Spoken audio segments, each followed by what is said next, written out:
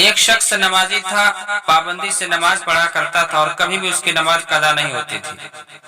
ایک مرتبہ اس کے ساتھ ایسا اتفاق ہوتا ہے کہ وہ راہ میں کہیں جا رہا تھا، راستے کے کنارے پر درخت کے نیچے ایک بت رکھا ہوا تھا۔ اس کی لوگ پوجا کیا کرتے تھے، پرستش کیا کرتے تھے۔ اس بت پر اس کی نظر پڑ جاتی ہے اور وہ گھر واپس چلا جاتا ہے اور گیتا لے کر کے بت کو توڑنے کے ارادے سے گھر سے روانہ ہو جاتا ہے اور درخت کے پاس جاتا ہے تو وہاں پہنچنے کے بعد شیطان سے ملاقات ہو جاتی ہے۔ شیطان کہتا ہے کہ میں اس بت کو توڑنے نہیں دوں گا۔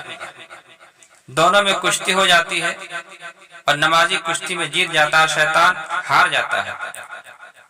شیطان کہتا ہے نمازی سے کہ میں بت کے بدلے میں روزانہ تجھے تکیا کے نیچے 1 روپیہ رکھ دیا کروں گا، تم اسے چھوڑ دو اور بت کو نہ توڑو۔ نمازی مان لیتا ہے اور گھر واپس چلا جاتا ہے، رات کو سو جاتا ہے۔ جب صبح سویرے نیند سے بیدار ہوتا ہے تو تکیا کے نیچے اسے 1 روپیہ مل جاتا ہے۔ روزانہ اسے 1 روپیہ تکیا کے نیچے ملا کرتا تھا۔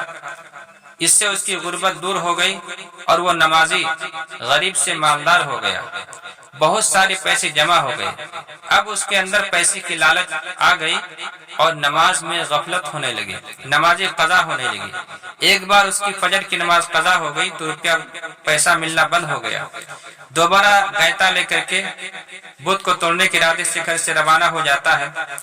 راہ میں شیطان سے ملاقات ہوتی ہے اور دونوں میں پھر دوبارہ کشتی ہو جاتی ہے۔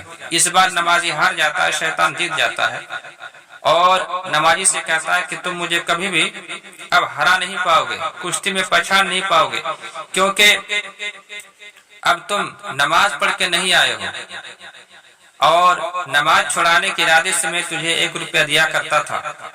اب میں روپیہ نہیں دوں گا کیونکہ تمہاری نمازیں قضا ہونے لگی ہے اور میں کامیاب ہو گیا اور تو ناکام ہو گیا۔